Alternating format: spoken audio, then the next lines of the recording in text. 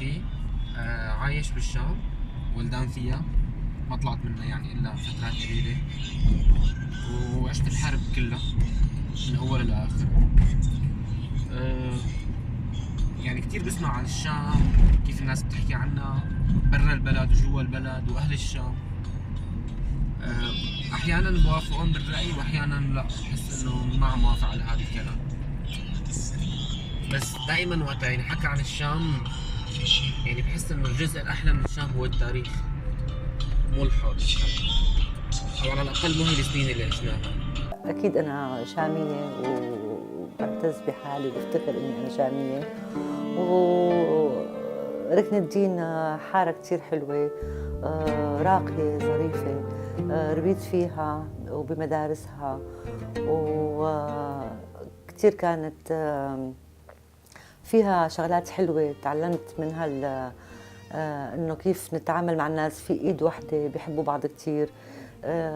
كل واحد إذا تعب مرض صار شيء، إيد واحدة بيلتفوا لبعضهم، بيحبوا المساعدة. وبشكل عام الشام وحاراتها ومناطقها، في كتير مناطق بحب منطقة الميسات، منطقة كتير حلوة. هربانة من الحرب، خوف سابقها لبعيد. لما تسأل عن اللي صار إما تقلها ما في شي، في موت. قريب من الميسات، ساحة شهبندر. كتير بحب، في شيء كتير كتير حلو بالشام اللي هو سوق الحمدية. كتير شيء راقي، الناس كتير حتى من دول أوروبا وهيك كلهم بيجوا مشان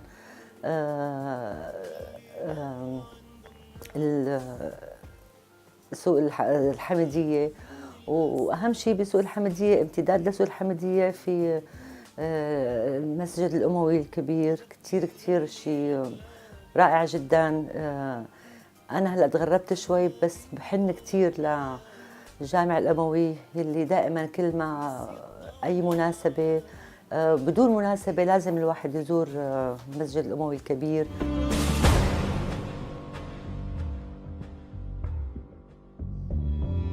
مين اللي بشن الحرب باسم حقوق الإنسان، بيعلنها باسم الرب وبايع ربه من زمان؟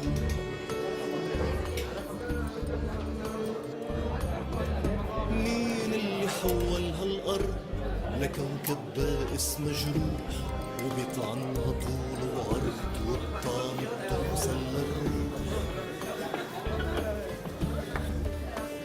في جروح وأصعب جرح الروح، في جروح يا عمي ما بدي نوم، بدي أنا سومر الخطريب، عمري 30 سنة، طبيب عمل المجال الإنساني. حاليا صار لي تقريبا شي 8 سنين بدمشق مستقر. إحساس، لكن كيف بغني كيف، وبدي غني لأولاد. أهم ميزة بدمشق من حيث المبدأ، يعني دمشق هو مدينة كتير كبيرة، كتير متنوعة، فيها خيارات. هذا يعني شيء مميز لها كثير عن باقي المدن السورية صراحة. فيها تنوع سكاني، فيها تنوع بشري من كل الأطياف وكل المناطق السورية. يعني دمشق مثل كل المدن واجهت فترة الأزمة السورية بشكل كثير صعب، كانت قاسية علينا.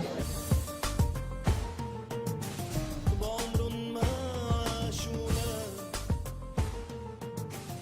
وبقيوا بهالدنيا ولاد، لكن كيف. بالنسبة لإلي الشام خصوصيتها من بين هي المدن، إن في إحساس إنه أنت عم تعيش مع التاريخ، إنه أنت بمدينة، أنت بمكان في خطوط تاريخية عم تجتمع مع بعضها، عم تلتقي بنقطة واحدة وهي المدينة. عم تمشي بشارع، عم تمشي بمنطقة وعم تشوف عمارة حديثة، عم تشوف آثار من الاستعمار الفرنسي أو من الدولة العثمانية أو الدولة الأموية. فإنه في إحساس إنه أنت عم تعيش مع عراقة، مع مع شيء قديم. فهذا الشيء كتير كتير خاص بالشام، إنه هو موجود بالجو، بالهواء اللي عم تشمه، بالملمس، بكل شيء. هلا بس انسأل انه شو الشام ناقصها الايام، يعني قبل ما اقول ناقصها غاز او مازوت او كهرباء او امان، بحس انه الشام ما فيها روح حاليا، يعني جسد فقط بدون روح، وهذا الجسد واضحة عليه علامات التعب والشقاء، كله عز يوما ما، يعني بحسها كانت عروس بس هلا يتيمة او ارملة او يعني مقهورة. واضح هذا الشيء سواء كان بالناس اللي عايشين فيها، بتصرفاتهم، ردات فعلهم، اشكال وجوههم، تجاعيد حوالين عيونهم، انحناء ظهورهم، او بالمباني او باثار القذائف، اثار المعارك، اماكن القصف، او يمكن حتى بالذاكرة. يعني الشام خزنت هلا ذاكرة 8 سنوات، هي الذاكرة يمكن تضل طويلا، يعني يمكن بعد 10 سنين إذا سمعنا صوت طبق باب حنفكر صوت قصف، وإذا رن الهاتف حنفكر في خبر سيء، وإذا نقطعت الاتصالات حنفكر إنه صار شيء أمر جلل.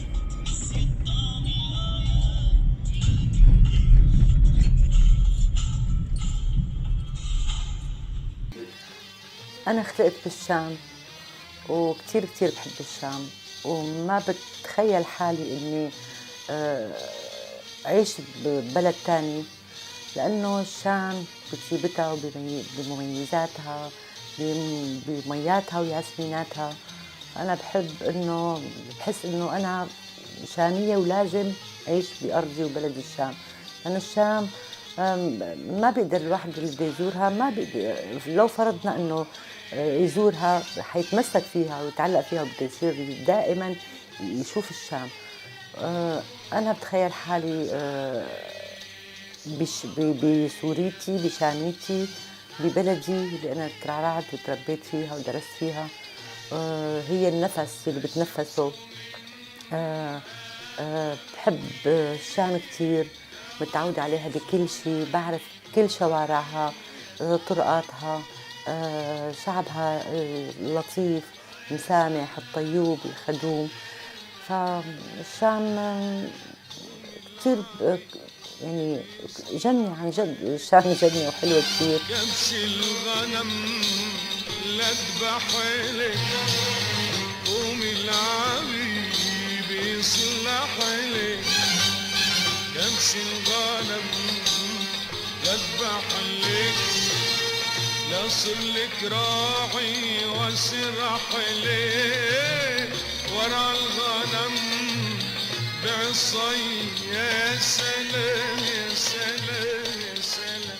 هلا المدينة كمكان، هلا علاقتي أكثر شيء بحسها حميمية مع المدينة القديمة. فيها تفاصيل كثيرة، بحسها مثل صديق أو مثل أم. بحسها إنه لما بتمشي بالشارع بتحسه عم يحضنك، بتحسه شخص كثير قديم وشخص حكيم، وبيستوعبك وبيشوفك وبيحضنك. فإنه شيء كثير هيك حميمي وشخصي. بس بنفس الوقت في مقاطعة كثير غريبة بالمدينة، إنه بتحس في كل هذا الجمال وكل هاي العراقة، بس بنفس الوقت بتحس إنه في ضغط، بتحس إنه في رقابة بداخلك وخارجك. وهذا الشيء موجود بالمدينة، بصور عم تشوفها كل يوم حوالينك، بشعارات عم تشوفها كل يوم حوالينك، بتحسسك إنه عم نشوفك، إنه أنت موجود ونحن موجودين. فإنه هذا الضغط، ضغط نظام، ضغط رقابة، دائما موجود. مرة سألوني إنه شو أحلى شيء بالشام بالنسبة لإلي، فقلت لهم احلى شيء انه حافظها. يعني انا بالشام ما عيوني اللي تمشي، رجلي تمشي، ولو كنت عم بقرا شيء انا ماشي او شارد او سارح، رجلي بتاخذني بكل حارات الشام. واحلى شيء بالشام هلا انه بايام فيها كم حدا بنحبه، بس انه اذا هدول الاشخاص بيروحوا يعني تلفظ المدينة انفاسها الاخيرة خلص. هلا كمان بحس يمكن اجمل ما في الشام او ما في دمشق هو تاريخها. يعني هي كانت بيقولوا اقدم عاصمة مأهولة، بيحكوا عن المباني الاثرية اللي فيها، عن حكايا وقصص الاجداد. بس كل ما يعني احكي مع حدا بيقول لي الله يرحم ايام زمان، يعني ما بسمع حدا عم يشيد بالوقت الحاضر بالشام ولا شيء، كله بيحكي عن الماضي او التاريخ. بس انه الشام هلا شو، هي مدينة حرب يعني بكل ما الكلمة من معنى. اصلا يمكن ما في شباب لا يحكوا عن الحاضرة، يعني اصلا كل البيانين ختايرة وكبار بالعمر.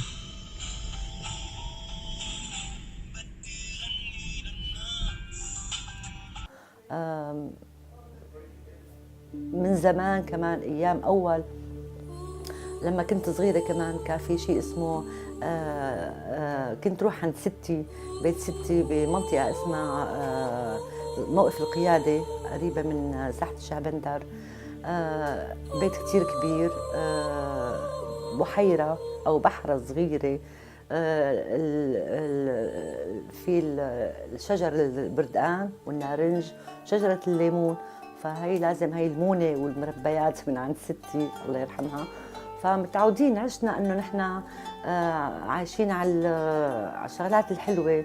على الشام معروفه انه نحن لازم نشم ريحه الياسمين، لازم نشوف النارنج وين ما مشينا. النارنج موجود بمناطق القديمه الكبيره، البيوت الكبيره تبع الشام.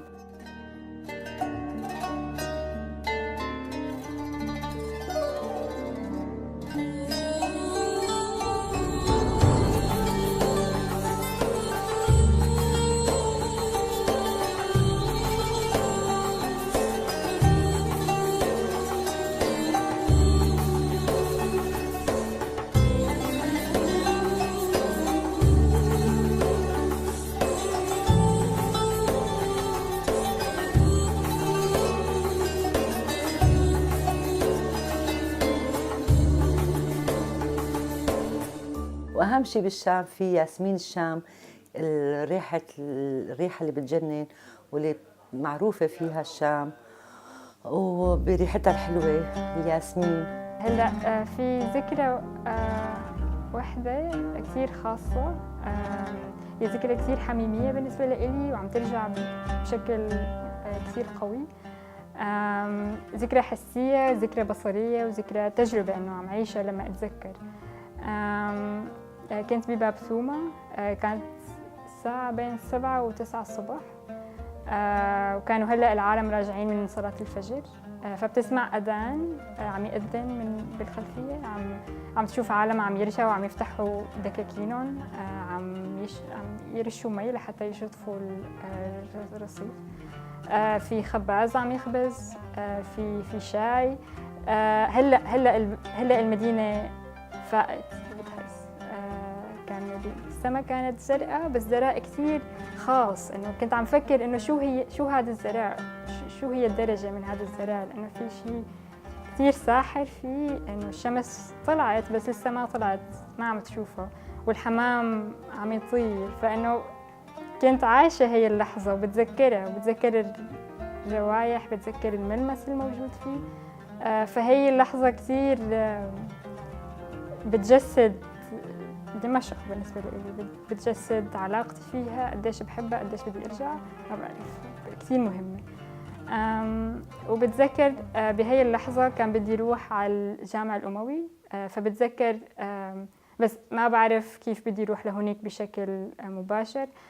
فكان بدي طبق أو كان بدي أجرب مدى صحة مقولة كنت أسمعها كثير، إنه ما حدا بيضيع بالشام. فكان بدي أجرب إنه عن جد كيف يعني. قررت أمشي، قررت خلي الشوارع هي توديني على الجامع. بشكل كتير غريب فجأة لقيت حالي بسوق الحميدية. ومتى ما وصل الواحد لسوق الحميدية خلص وصلت على الجامعة الأموية، يعني هي صار مثل النهر بيوديك على المكان اللي لازم تكون فيه. أكتر شيء بحبه بالشام هو الألفة. يعني بحسها هي المدينة بتنقل إحساس الاطمئنان مبدئيا، أو إنه المدينة هي بتعرف الزائر تبعه والزائر بيعرفها. أمر باسمك إذ أخلو إلى نفسي كما يمر دمشقي بأندلسي. مية الشام كتير طيبة، إلها نكهة خاصة، بتحن إنه أنت اللي بيشرب مية الشام بيحس خلص إنه هو شامي أكيد يعني.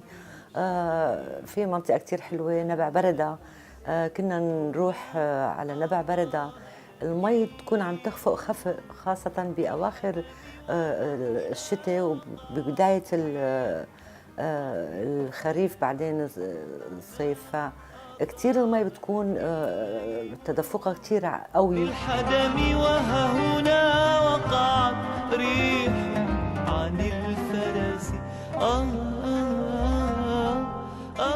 في نقطة شوي بتمنى انه يتفهمها الشعب بالشام، انه الازدحام، الباصات بيكون فيها ازدحام كتير، بيكون الباص مفلل ومليان، بيوقف لينزل ناس، بدل ما ينزلوا الناس بيجوا ناس بيطلعوا زيادة، فبصير كتير في ازدحام، وهالشغلة كتير سيئة بصراحة بالشام.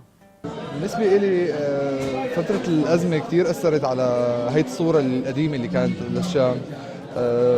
انضغطت، إذا نسميها انضغطت المساحات للبشر، انضغطت الفسح اللي كانت الحركة، التعبير، الحياة، ظروف الحياة كانت كثير قاسية لدرجة ضاغطة. فحتى هي الصورة وهي التفاصيل اللي كنا نعيشها قبل، تخيل صارت هي بحد ذاتها ضاغطة لنا. يعني أنا الشام القديمة كانت هي المشوار اليومي السعيد، صارت لا، هي بتعني الرعب، بتعني الخوف، بتعني القذائف، بتعني الموت.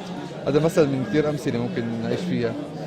هلا إذا فكرت يعني هيك شوي لبعيد إنه شو ممكن نغير بالشام، أول شيء بدي أغير الطرقات 9 سيارات كلها، أو ننزل السيارات ما بعرف. بس أهم شيء إنه في ازدحام سكاني له أثر كثير كبير، يعني له أثر نفسي، له أثر جسدي صحي. هاي نقطة كثير بالي هالفترة يعني.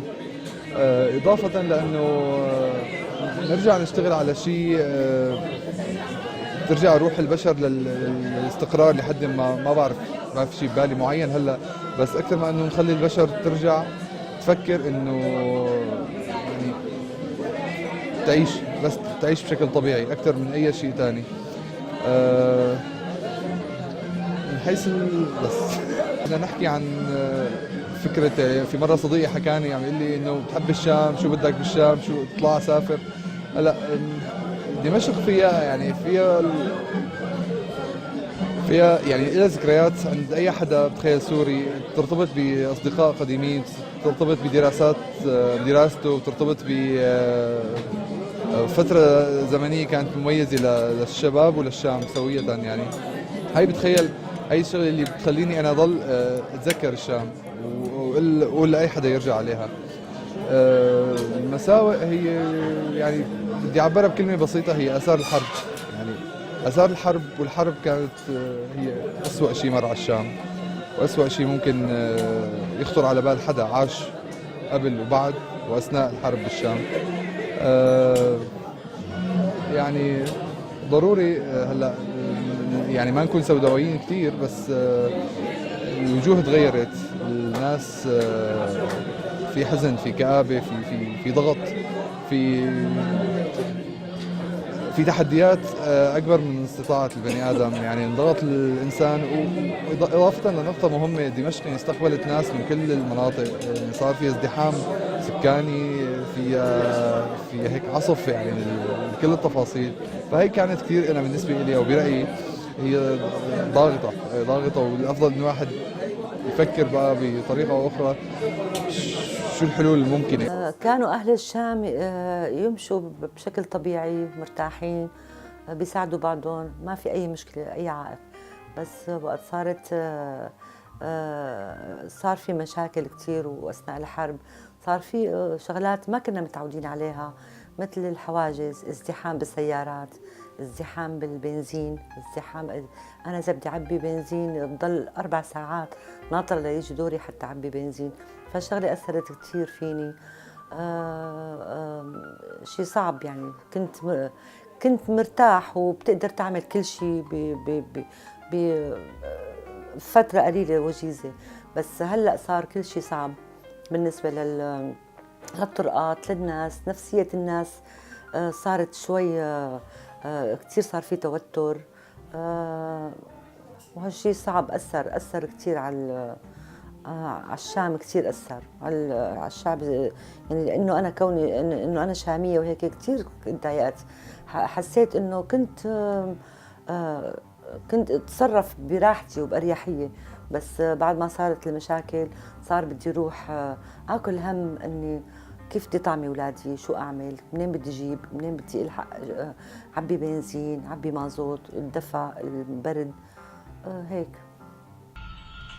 بحس علاقتي مع الشام يعني مثل اثنين متزعلين، يعني مالي قدران اكرهها لانه كنت حبها، ومالي قدران هلا احبها، ما عم بقدر اتصالح مع المدينه هلا ابدا. وبزعل اقول هذا الكلام يعني. بتمنى كان لو انه علاقتي مع مدينتي غير هيك هلا.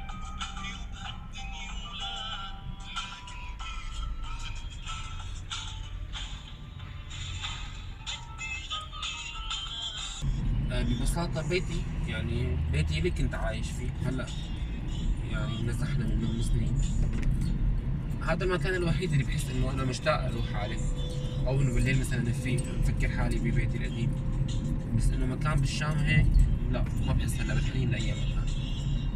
وبحس انه الحاضر الحالي، حاضر سنوات الحرب، اكل كل الماضي.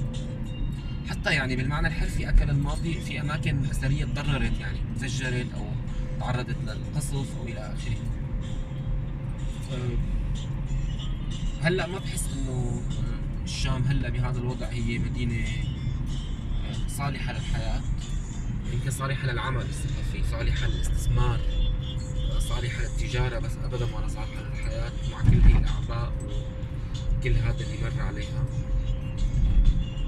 واذا كنت مسؤول بهي المدينه وبدي غير شيء، بعمل قانون وبطبقه، او على الاقل بطبق القانون الموجود. انا بحس المدينه ما أنا ماشيه على القانون، من ابسط القوانين لاكبر القوانين. بحس المدينه خارجه عن القانون.